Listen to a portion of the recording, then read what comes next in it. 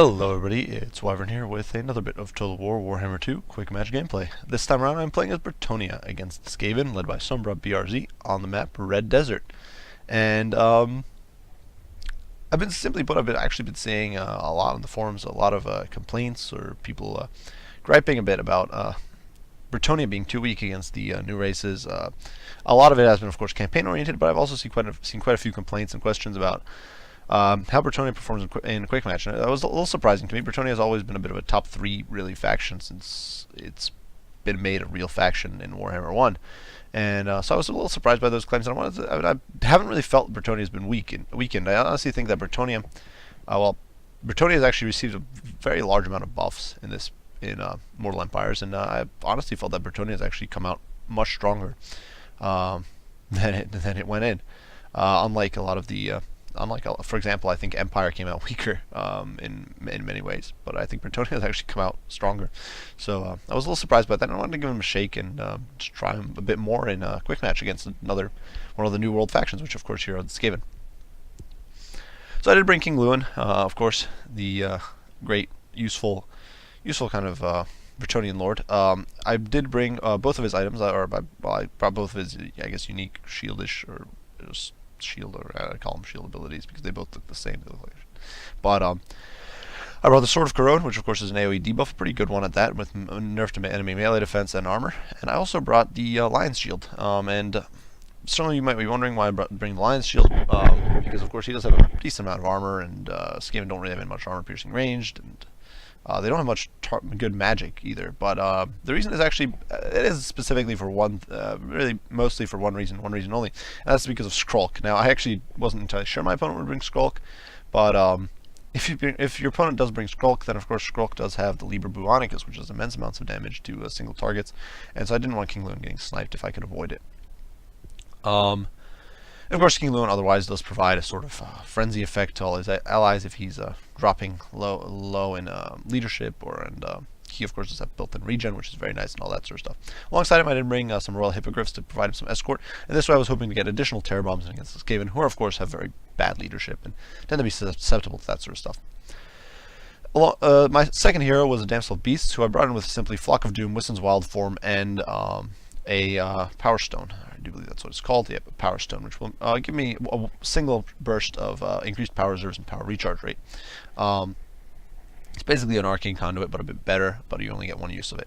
And I'm hoping that the Flock of Doom against most of the lightly armored Skaven is going to perform rather well. I suppose I should say low armor, high model count Skaven.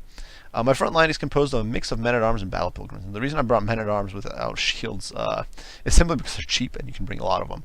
Their melee stats are basically the same as the Skaven infantry, as the clan rats, but they are a bit cheaper, and that's basically all there is to say. Their stats are basically comparable, and they're cheaper, and they just have a somewhat smaller model count. Then I did bring battle pilgrims, and these guys are really who I'm counting on to trash the Skaven infantry in close quarters, because they do of course have frenzy, and they have very significant weapon strength, melee attack, all that sort of stuff. These guys are very powerful. Beyond that, I do have 2 units of foot squires, mostly there to counteract enemy storm vermin, which I did figure could be a possible thing to show up on the battlefield, and a single unit of peasant bowmen with pox arrows, just to pepper my opponent down and debuff any units that need to be debuffed. Finally, a single unit of Grail Guardians are there to provide magical support against units with high physical resistance, but also just to provide a solid tanking core, especially for the flanks that might not be supported by the Grail Relic. Now, of course, one of the problems here with this army is that I don't really have much anti-large, but I am hoping kind of that King Louen, combined with the Royal Hippogriff Knights, does provide a decent amount of stopping power against large targets, like, say, Doom Wheels. You can just dive them and block them from escaping with the help of the Grail Guardians, and perhaps even the Damsel of Beasts. For my opponent, he did bring Lord Skrulk, which definitely caught me a bit by surprise. Well, Skrulk's not really a popular pick, I would say. But he's not a weak, in my personal opinion, he's not a weak lord. He's simply not as gimmicky or as some of the others. As you can see here, my opponent has brought in only a fraction of his spells, and he actually has not brought in either of his 2 Liber spells, as far as I can tell. Neither Liber Buonicus nor the I forget what the other one is called, but it's an AoE damaging spell. that causes quite a bit of damage to all around it. We did bring Pestilent Breath, he did bring Bless with Filth, of course, and Vermintide, which are all very cheap, very powerful utility spells, and he has Aura of Pestilence, which debuffs all nearby troops. Now my opponent does have some gutter runners here who are sniping away at me. He also has brought in an assassin who has very high melee stats, especially melee offensive stats. Some built-in physical resistance, is very mobile, and can do quite a bit of hurt, especially with those trophy heads. He can definitely help bring down Louen if Louen would get tied down on the low ground. My opponent's front line is a mix of Plague Monks, mostly Plague Monks actually, backed up by a handful of Clan Rats with shields. These guys, of course, will perform. The Plague Monks will, of course, perform very, very well against Men-at-Arms. I would assume they will perform rather well against Battle Pilgrims, perhaps actually winning against them. Especially because they do have built-in physical resistance. Both units have Frenzy, both units have very comparable melee stats, so I'm actually not entirely sure who comes out on top. But these guys are definitely not bad. My opponent does have some Clan Rats with Spears just to deal with my, and Shields just to deal with my large. Single unit of Plague Claw Catapults, which is a little interesting because Brettonia does have a lot of flying units, perhaps hoping to bait me in or break up my infantry formations, break up my bad morale. But they're here, and then my opponent does have a single unit here of Stormvermin with Halberds, who of course do provide armor-piercing anti-large, and that can be a bit of a problem. So, as you can see, I'm already pushing in with Royal Hippogriffs, who do not have shields, and I don't have any healing for them, which is still unfortunate. In spite of all their resistances, they're actually taking quite a bit of nasty hurt here from the Gutter Runners. There is 2 of them. You can see my opponent does get some Plague Claw Catapult shots in, but one overshoots and one doesn't do anything, and then they are immediately being hit by the Royal Hippogriffs and being shredded.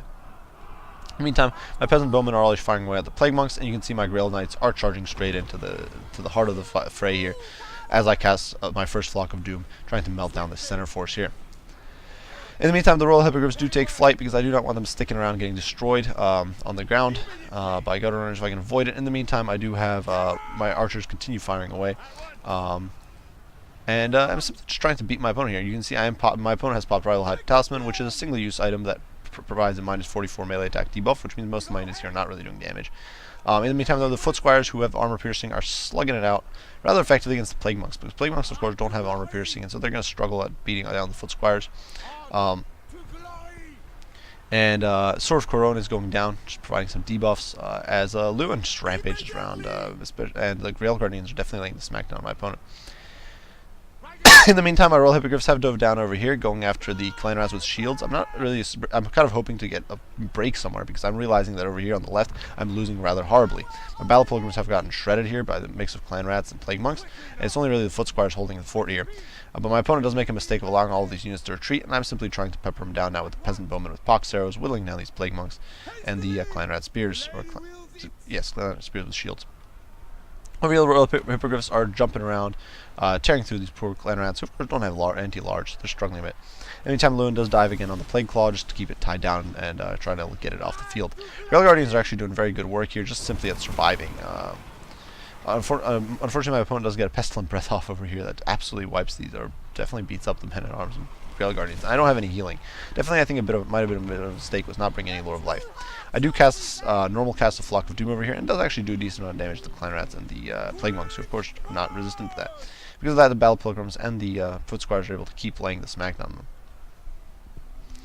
The Grail Relic is keeping my troops in the fray here, and that actually ensures that I'm able to get a terror rout with the help of course, the Royal Hippogriffs, who are down to 5 models now, as well as the Grail Guardians, who are just keeping things tied down, and King Louen, of course, who's, I think, the main contributor there. In the meantime, my Peasant Bowmen are still shooting at these Plague Monks, who have actually managed to shatter and rout off that infantry. And it's likely that my opponent will rout off these Men-at-Arms as well, but they are dirt cheap, and that is actually tying down a disproportionate number of my opponent's resources.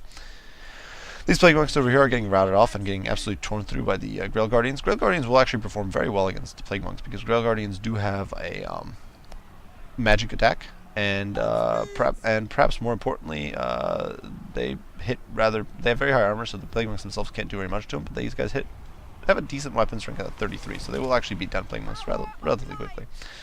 Another Flock of Doom is going down in Overcast. I did pop my not Arcane Conduit, I wanted to say Arcane Conduit, but I put my Power Stone there to get a little bit extra power out, and that gives me just enough to get another Flock of Doom. Unfortunately, my Royal Hippogriff Knights at this point are so badly beaten up, and they're losing models that they're actually going to rout off, and they're not coming back. Fortunately, though, this center pocket here is holding very strong. The Foot Squires are still around kicking in decent strength, as well as these Battle Pilgrims. There are a few Men-at-Arms. Actually, maybe there aren't any Men-at-Arms. I thought those were Men-at-Arms, but they're Battle Pilgrims. Over here, the Foot Squires and the Grail Knights, or Grail Guardians, sorry, are pinstring the Plague Monks and the clan rats and slowly but surely chewing away at them.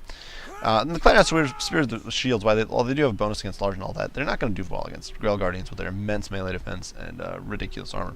Over here, the Plague Claw Catapult is actually routing off men-at-arms, which is rather ludicrous. But now these guys are actually getting wavering and going to retreat themselves, which is actually interesting. I'm not entirely sure why they routed off there.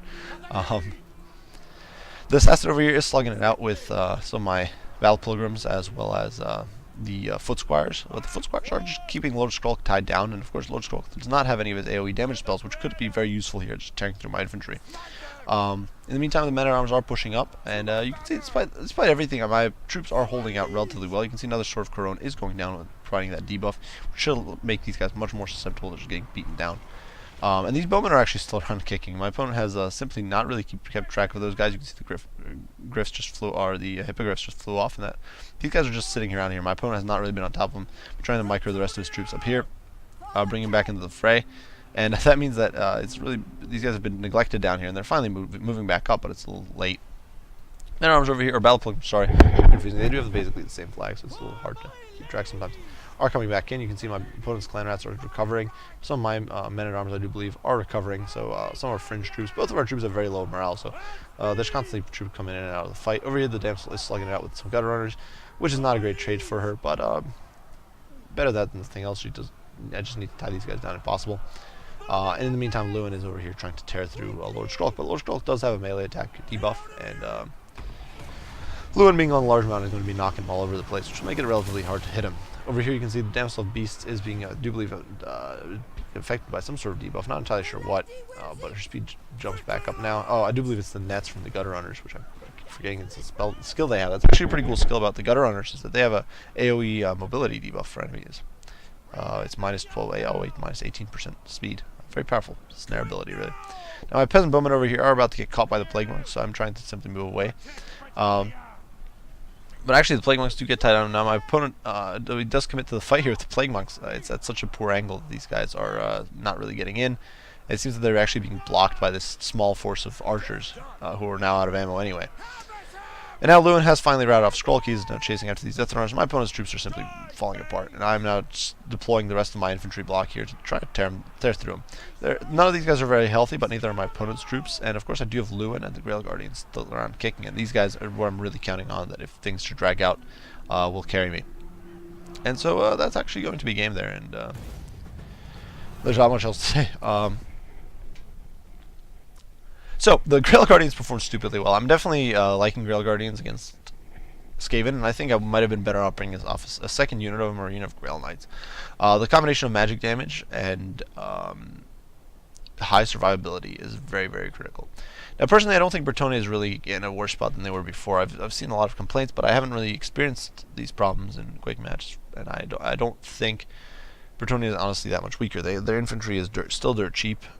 They still can provide an easy immunity psychology and high leadership with Grail Relique. They still have decent cavalry with the Grail Guardians and Grail Knights, and honestly, Knights of the Realm and Questing Knights are both very good for their prices. The Royal Hippogriffs got a buff. Now, in this game, I did not really manage to capitalize on them very well, because my opponent's Gutter Runners were constantly pressuring them and slowly but surely forced them off the field. But they're still a very powerful unit. In retrospect, I would have probably been better off in this game bringing a unit of Grail Guardians, an additional unit of Grail Guardians, and or for example, Royal Pegasus Knights and a unit of infantry or an additional unit of bowmen. The bowmen actually did me rather well. You can see the infantry, the men-at-arms did not trade very well at all with the Skaven, but the Skaven themselves didn't do that well either. Louen, of course, did rather well. And the Damsel with Beasts, it's very hard to kind of get a clear grasp of just how much damage those Flocks of Doom did, because they don't rack up very many kills, but they definitely cause significant HP damage. Grail Relique was very useful. The Pilgrims, of course, were very useful. I still think Brettonia is a very solid core, and I think it does show in this game. Definitely, I think if I made a single mistake in this game, or a major mistake in this game, is bringing the Royal Hippogriffs. Louen was enough. I could have easily gotten away with dropping these guys for, say, the Royal Pegasus Knights, or even vanilla Pegasus Knights, and bringing in some additional troops on the ground, just to win more decisively on the floor, on the ground level. For my opponent, the Stormwind and Halberds proved relatively useless, and I think that definitely comes down in large part to the fact that my only real large unit for them to tie down was the Grail Guardians. The Plague Monks performed rather well for most part, though some performed rather poorly, and I assume these were the guys who got bogged down against the Grail Guardians and against the Foot Squires. The Foot Squires are relatively tanky against the Skaven, as long as the Skaven don't bring armor piercing. Clan Rats, nothing too special, though this one unit actually racked up a decent amount of kills, and the Spears didn't do that well either. Gunner Runners, once again, the kill count here is a bit misleading. They were pressuring the Royal Hippogriff, so that was actually a good job. And the Plague Claw, I think, was definitely a bit of a mistake on my opponent's part. Otherwise, definitely an interesting build. Lord Skrulk was it's cool to see Lord Skrulk, though I think that if you do bring him with Liber Buonicus is basically mandatory. And his other spell, it's slipping in my mind right now, but he does have a second ability that does an AoE damage around him, and that I think those two I think are both very useful. Yeah. Regardless, definitely a very rough match, and you can see my losses were actually the amount of troops I had on the field was far inferior to my opponent at the end. So I lost a lot more, but I simply had some better troops still around kicking, like the Grail Guardians and the King Louen.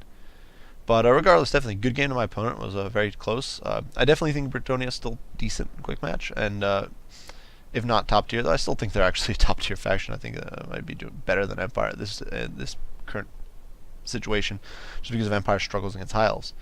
But yeah, good game to my opponent. I do hope you guys enjoyed this video. If you did, be sure to leave a like and subscribe down below. If you have any comments, criticism, any questions about Total War, Warhammer, or anything like that, be sure to post those down in the comments, and I'll respond as soon as I can. As usual, guys, I do appreciate you all for watching, and I will see you on the next one. Bye for now.